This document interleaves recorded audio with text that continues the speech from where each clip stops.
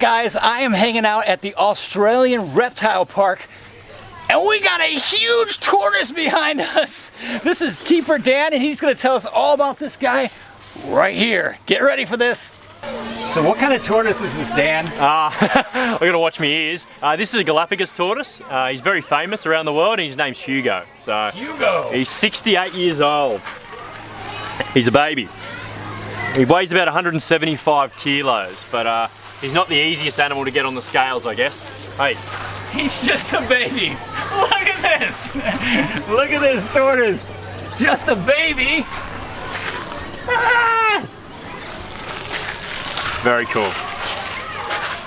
There's not that many Galapagos tortoises in Australia, so to work with them is very, very special.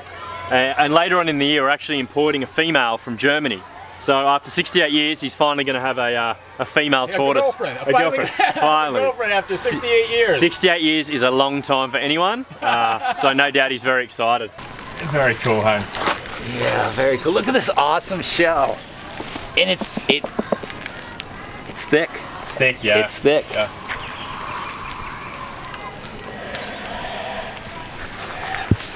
Well, look, he's opening his mouth right there. Hey, there's his lunch right there. How much did you say he weighs? He's 175 kilos. 175 kilos. And so what is that? What's that in pounds? Pounds. What's to a kilo to a pound? It's like it'd be what 400 Putting pounds. you on the spot. You're like that's not a real measurement. Not a real measurement. No one speaks imperial anymore. But yeah, no, we're kilos and kilometres here in Australia.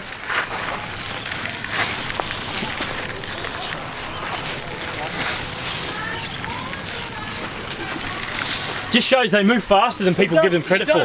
Like you hear the whole tortoise versus the hare kind of thing. Yeah. Tortoises actually, when they want to get up and go, can move. Yeah, they can move. Especially big guys like this. Look how big his legs are. So what does he like to eat? He does have a bit of a sweet tooth, so things like sweet potato and carrot are his absolute favourites, but as much as I possibly can, I try and keep it green. So we feed him a lot of endive, hay, and then we'll also get him a bit of prickly pear, so a type of cactus. I always think if you keep it green, you're pretty safe. You don't want to reward him with the chocolate too much. His head is massive. And obviously, so no teeth, but a serrated beak, which you can imagine trying to break down dense vegetation. Having that serrated beak definitely helps. Cool hat. It's standing right up. Like get up. Look how high he can get up. Yeah.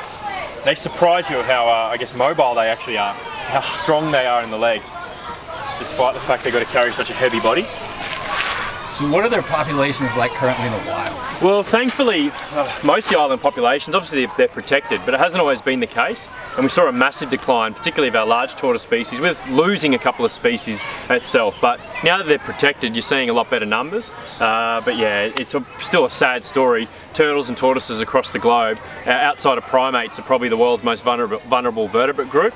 Habitat loss, land degradation, pet trade, meat trade, both illegal, are just seeing them wiped out across the globe. So, would somebody get this guy for meat trade?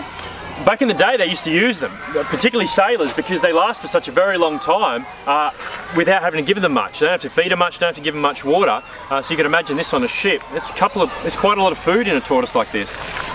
And I think for tortoises and turtles in particular, there's so much associated with longevity, good luck. So they're taken from the wild, without any respect for the animal. So they haven't always been treated the best, that's for sure.